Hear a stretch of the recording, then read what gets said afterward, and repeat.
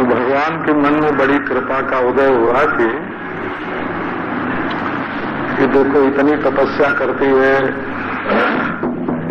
इतना व्रत करती है और दान नहीं करती है तो इसको बहुत दुख भोगना पड़ेगा। तो एक खप्पर वाले का कापालिक का रूप ग्रहण किया भगवान ने और उसके दरवाजे पर गए, तो मैया हमको कुछ दे दे। उसको बहुत गुस्सा आया। गुस्सा आया तो एक फूटे हुए घड़े का खपरेल था उसके पास, वो उठा के पटक दिया उसके ऊपर। तो भगवान तो खप्पर वाले बन के गए तो ले लिया उसको। फिर जब वो मरी तो भगवान की बड़ी तपस्या की थी उसने, भगवान के धाम में गई। फिर उसको एक बहुत बढ़िया महल मिला। महल मिला तो उसमें न कुछ खाने को था, न पीने को था, न कपड़ा था, न लत्ता था, कुछ नहीं, बस मकान बहुत बढ़िया था। देखो ये पुराण की कथा है। अब वो रोने लगी भगवान के सामने कि हे भगवान, हमको इतना बढ़िया तो मकान मिला, पहनने को तो कपड़ा नहीं और खाने को अन्न नहीं, मैं इस मकान में रह के क्या करूंगे।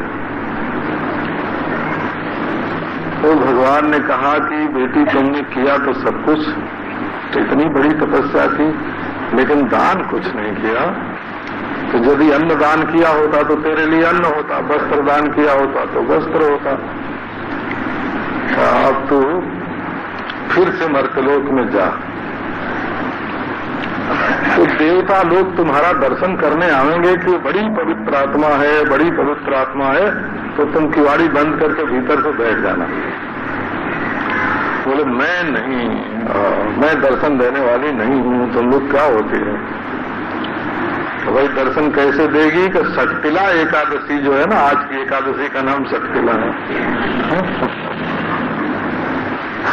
षटतिला एकादशी की महिमा कोई सुनाओ, महात्म्य सुना दो। जीवन में क्या सुख है। ये जो गुलामी मनोवृत्ति तुम्हारे मन में है, गुलामी की मनोवृत्ति, इस मनोवृत्ति को भस्म करने के लिए वेदांत आया हुआ है। आपकी परतंत्रता मिटाकर स्वतंत्र बनाने के लिए, भय मिटाकर निर्भय बनाने के लिए, निर्लोभ बना करके अपने परमानंद का अनुभव कराने के लिए ये वेदांत आया है। बोला कहो कि वेदांत भी द्वैत का वर्णन करता है। क्यों करता है? देखो, जो चीज बिना वेद वेदांत के ही मालूम पड़ रही है, उसका वर्णन वेद वेदांत क्यों करेगा? हाँ, जो चीज जैसे भेद है, ये दूसरे हैं, हम दूसरे हैं, ये अपना है, ये पराया है, ये तो आपको बिना वेद वेदांत के ही मालूम पड़ रहा है। यही बताने के लिए वेद आया है।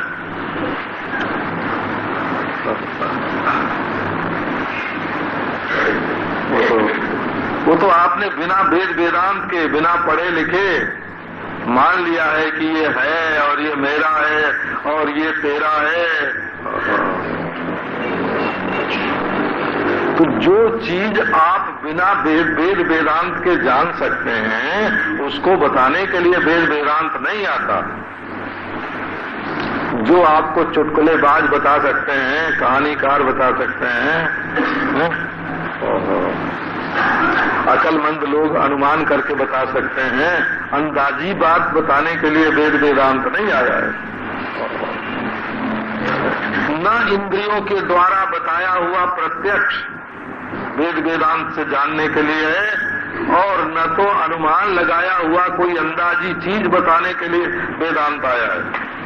वेदांत आया है एक सच्ची चीज बताने के लिए, जिसको आप और किसी तरह से नहीं जान सकते।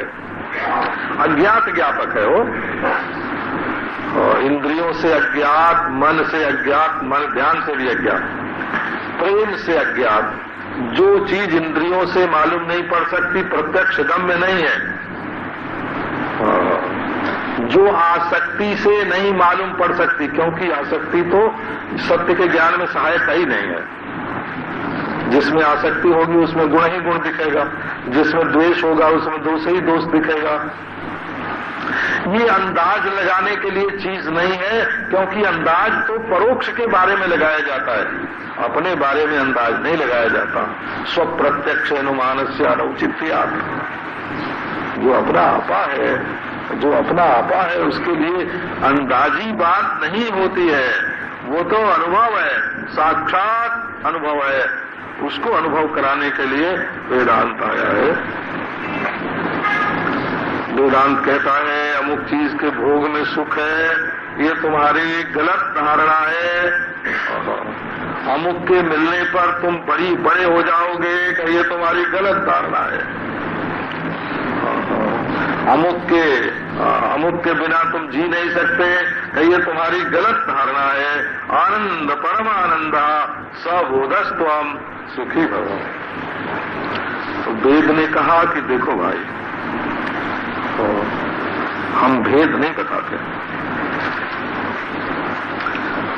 भेद देखना हो तो तुम अपनी आंखों से देख लो, कानों से सुन लो, नाक से सुन लो, जीभ से चख लो, जीभ से खट्टा मीठे का भेद मालूम पड़ जाएगा ना, है?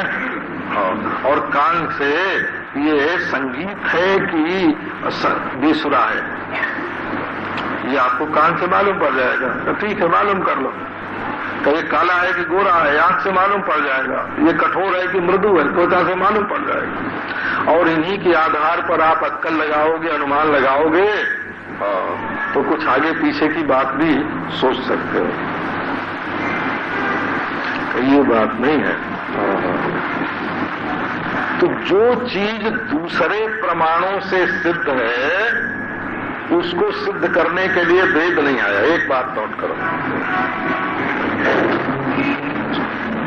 जो बात और किसी भी तरह आप जान सकते हैं, यदि वेद वही बतावेगा तो इंद्रियों के ज्ञान का अनुवाद करेगा, वो अनुवाद करेगा। वो तो अनुकरण हुआ, वो तो नकल हुई। आंख ने बताया ये लाल है, तो वेद ने बताया ये लाल है। तो पहले आंख ने देखा, फिर वेद ने बताया, तो वेद आंख का पिछलग्गू नहीं है भला, इसको पिछलग्गू बोलते हैं, पिछलग्गू नहीं है। पहले जीभ ने बताया कि ये मीठा है, ये खट्टा है, और फिर वेद ने बताया कि ये मीठा और खट्टा है। जो किसी भी इंद्रिय से ज्ञात नहीं होता ना, मानांतर प्रसिद्धत्वात्, ये जो भेद है दुनिया में, ये दूसरे प्रमाणों से सिद्ध है। ये बताना वेदांत का काम नहीं है। दूसरी बात नोट करने की है क्या, कि कोई भी वस्तु अपने अभाव के अधिकरण में दिख रही है, जहां वो नहीं है वहां दिख रही है। ये मिट्टी कहाँ है, कि पानी में, कि पानी कहाँ है, कि आग में, कि आग कहाँ है, कि हवा में, कि हवा कहाँ है, कि आसमान में है, आसमान कहाँ है, कि मन में, कि मन कहाँ है, कि साक्षी में, साक्षी कहाँ है। बोले साक्षी तो चेतन है, चिन्मात्र है, अद्वितीय ब्रह्म है। तो जहां जो नहीं है वहां वो बात रहा है, और सच्चाई का ज्ञान होने पर वो निवृत्त हो जाएगा। इसलिए मिथ्या वस्तु का प्रतिपादन करना वेद का काम नहीं है। वेद सत्य का प्रतिपादन करता है, वेद मिथ्या का प्रतिपादन नहीं करता।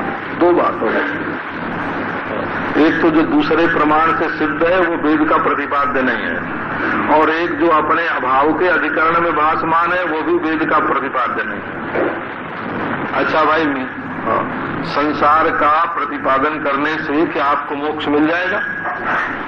दुनिया को जो जानते हैं, दुनियादारी को, भेद को जो जानते हैं, वो क्या सब मुक्त हो जाते हैं?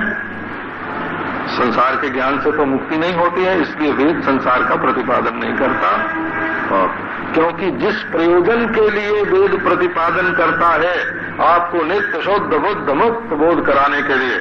आप में न पाप है न पुण्य है, और न जन्म है न मरण है, न आप में लोक है न परलोक है, न आना है न जाना है, न सुख है न दुख है। आपके इस निर्मुक्त स्वरूप का प्रतिपादन करता है वेद। तो क्या आप संसार का प्रतिपादन करेगा वेद तो ये मिल जाएगा आपको? नहीं मिलेगा।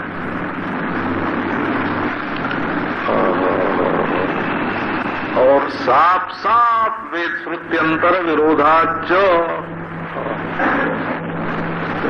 क्या क्या प्रयोजन हुआ? ये संसार मानांतर प्रसिद्ध है। भेद जो है वो दूसरे प्रमाण से सिद्ध है। एक, भेद मिथ्या है। दो, भेद के प्रतिपादन से मोक्ष नहीं मिल सकता। तीन, और श्रुति स्पष्ट रूप से भेद का विरोध करती है, श्रुत्यंतर विरोधाच। इसलिए वेद का प्रतिपाद्य भेद नहीं है। वेद भेद का प्रतिपादन नहीं करता है।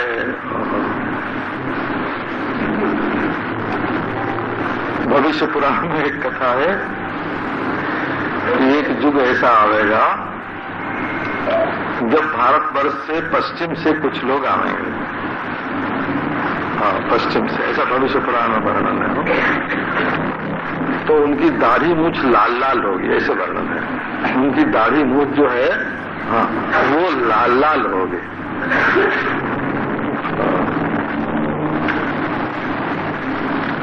और खाने पीने में उनका आचार विचार भारतीयों के विरुद्ध होगा।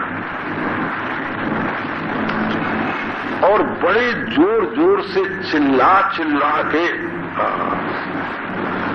छाती पीटेंगे, ऐसे लिखा है। छाती पीटेंगे बड़े जोर जोर से चिल्ला चिल्ला के। और ईश्वर को भी पुकारना होगा तो बड़े जोर से चिल्लाएंगे। चिल्लाना उनका धर्म होगा,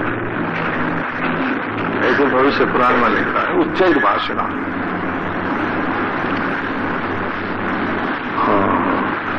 और वो जन्मोत्सव नहीं मनावेंगे, मरणोत्सव मनावेंगे। बोला वो भविष्य पुराण में जिक्र है।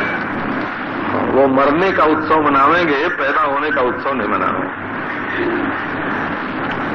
अब आप सोच लो कहीं इनमें से आप भी तो कुछ नहीं करते हैं।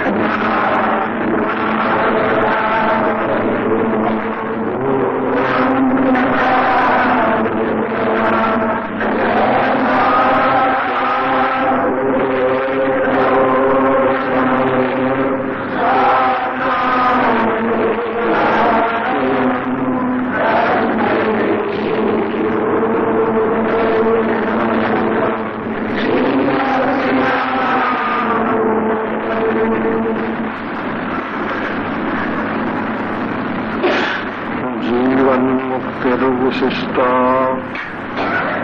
गत विगत वपुर्मुक्तिरिष्टेति पृष्टः सुस्पष्टं योनिवग्रहणात् उभयमपि मृषा सारिता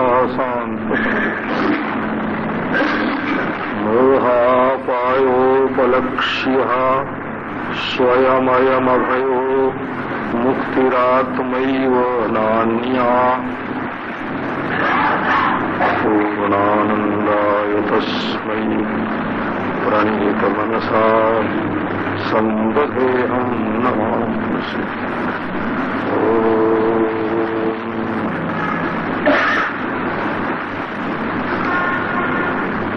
एक होती है भौतिकवाद की प्रणाली और एक होती है आध्यात्मिक प्रणाली।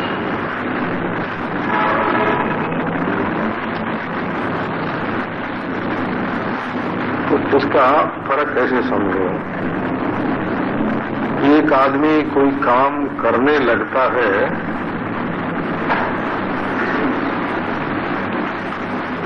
तो उसका नाम रख देते हैं ये अमुक काम करने वाला है। जैसे मोटर चलाने लगे तो ड्राइवर, रसोई बनाने लगे तो पाचक, रसोईया। पढ़ाने लगे तो अध्यापक, ये कर्म करने पर करने वाले का नाम रखा जाता है। ये भौतिक प्रणाली है। और आध्यात्मिक प्रणाली ये है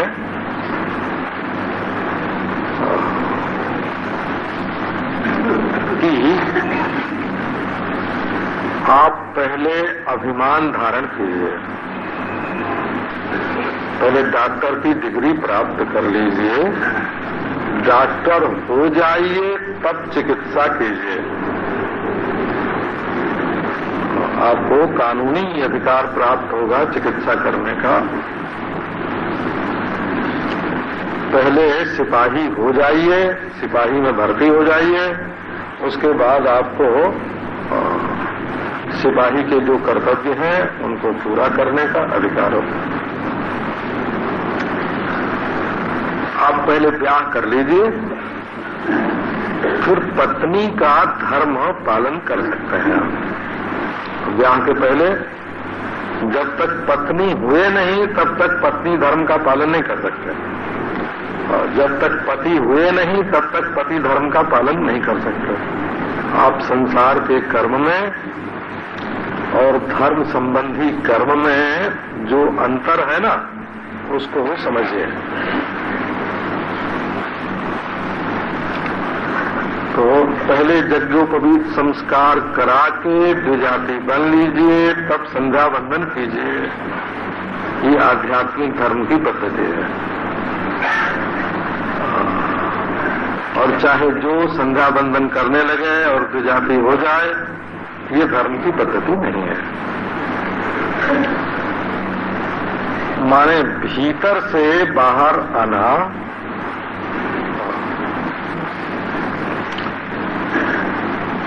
ब्रह्मचर्य धारण करके ब्रह्मचारी बनिए और ब्रह्मचर्य धर्म का पालन कीजिए।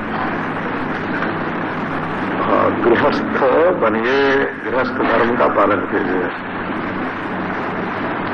जैसे गृहस्थ होके अगर वो ऋतु धर्म का पालन नहीं करता है तो गृहस्थ धर्म से च्युत होता है वो, ऐसे। और सन्यासी पहले बन जाओ, फिर सन्यासी धर्म का पालन करो, तब आपके कर्तव्य आपके सामने आएंगे। हम गृहस्थ हैं तो हमको ऐसा करना चाहिए, हम सन्यासी हैं तो हमको ऐसा करना चाहिए। आध्यात्मिक पद्धति में पहले भीतर भाव धारण करना होता है और उसके अनुसार हमारे कर्तव्य बनते हैं। और भौतिक पद्धति में पहले कर्म करने लगते हैं और फिर भाव धारण करते हैं।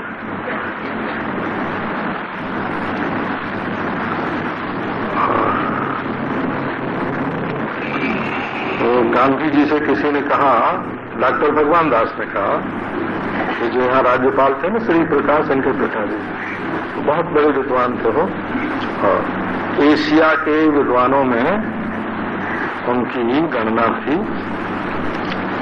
तो गांधी जी से बोले कि तुम ब्राह्मण हो।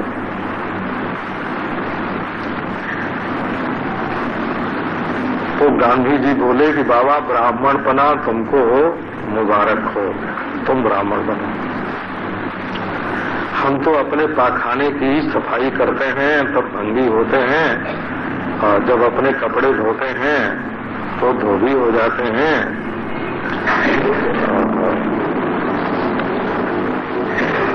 हम तो दिन भर में 4 जात बदलते हैं। ये आपको किसी कारण से हम सुना रहे हैं। आपको क्या संसार के बंधनों से छुटकारा प्राप्त करना है? आप अभिमान को बुरा मत समझिए।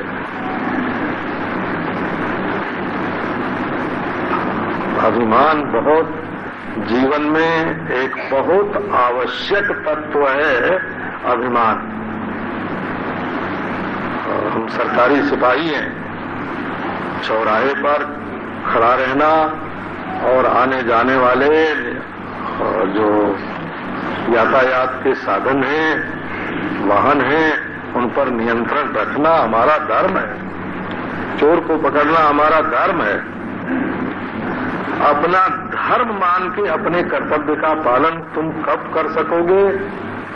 जब अपने को कहीं बैठा लोगे। और यदि तुम स्वयं कहीं नहीं बैठोगे तो यहां से वहां से वहां, कभी ये हुए, कभी वो हुए, कभी व्यापारी बने तो कभी सैनिक बने तो कभी पंडित बन गए।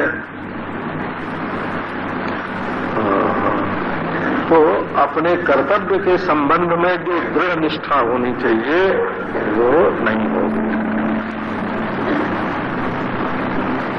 अच्छा, आप पति बने और पति के कर्तव्य का पालन न करें, आप पत्नी बने और पत्नी के कर्तव्य का पालन न करें, तब पकड़े जाएंगे। तो हे जीवात्मा जी, आप क्या बने हो ये देखो।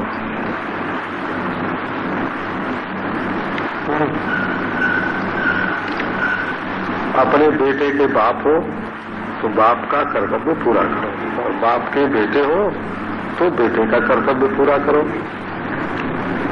तो बोले ना महाराज, हमको तो आत्मज्ञान हो गया, न हमारा कोई बाप है न बेटा है। तो तब आप आपके कर्तव्य से भी मुक्त हो गए और बेटे के कर्तव्य से भी मुक्त हो गए, बोला। क्योंकि आप ये पति पत्नी का तलाक तो कानूनी है हो। आत्मज्ञान से सबको तलाक हो जाता है। बाप पने को भी तलाक हो जाता है, बेटे पने को भी तलाक हो जाता है, मजहब और जाति को भी तलाक हो जाता है।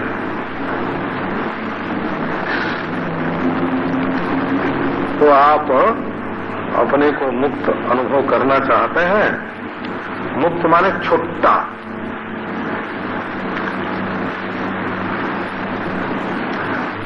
पेंशन लेने के लिए रिटायर होंगे तब नहीं। कुछ लोग होते हैं ना, बोले भाई अब समय पूरा हो गया, साला हो गया, अब रिटायर हो जाओ तो पेंशन मिलेगी। वो पेंशन लेने के लिए रिटायर होने वाले नहीं, मुक्त। मुक्त माने छोड़ दिया, छोड़ दिया। तो आप छाती ठोंक के हो देखो, बिल्कुल आप अपने मुक्तपने का अभिमान कर सकते हैं कि मैं मुक्त हूं।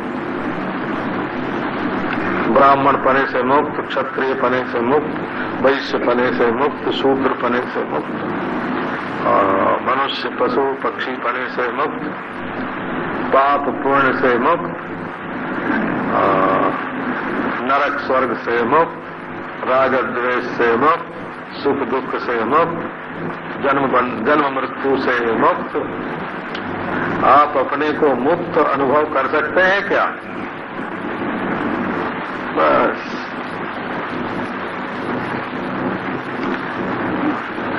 यदि आप अपने को मुक्त अनुभव कर सकते हैं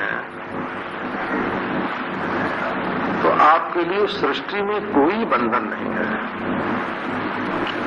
अब ये कहो कि गांठ तो बांध के बैठे हैं, पति पत्नी की गांठ बनती है ना ब्याह में या दूसरे काम में, गांठ बांध के बैठे हैं और मन में सोच रहे हैं मुक्तो हम, मुक्तो हम, मुक्तो हम।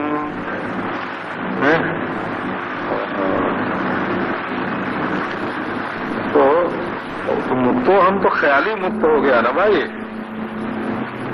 ये सृष्टि में जितने बंधन हैं सब ध्यानिक हैं। ये मनुस्मृति का शब्द है वो, सर्वम ध्यानिक मेवास्य यदेत अभिशब्दिता। जो कुछ कहा सुना जाता है ये सब ध्यानिक है। ध्यान कर करके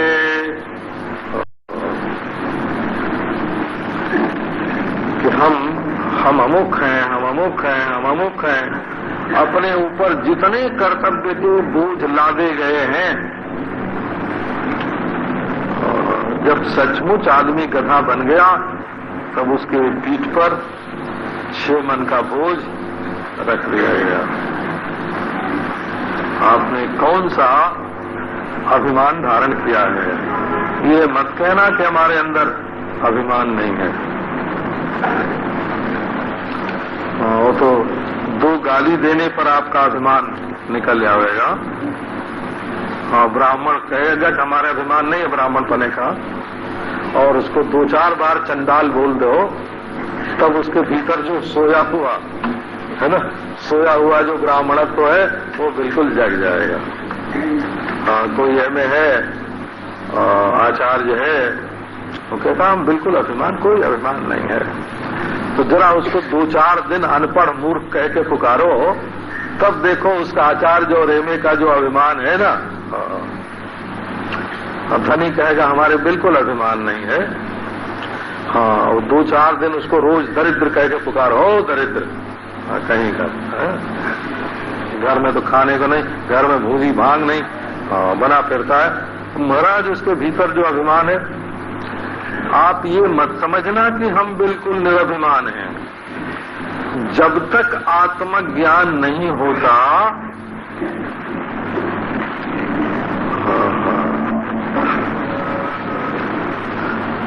एक बार एक पंडित जी थे, उनसे हमारी बातचीत, वो वेदांत से जरा नफरत करते थे।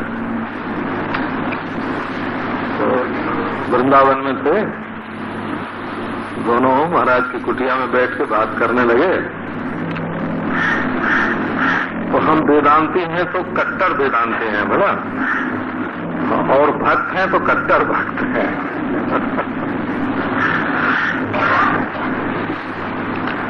अच्छा, तो उनसे बात होने लगी, मैं उतर गया वेदांत में। तो बाद में उन्होंने कहा कि तुम तो बड़े अभिमानी हो। तो मैंने कहा पंडित जी, बिना अभिमान का कोई होता ही नहीं, सभी के अभिमान होता है। परमहंस रामकृष्ण ने कहा है कि बिल्कुल निरभिमान हो जाने पर ये जीव का जो शरीर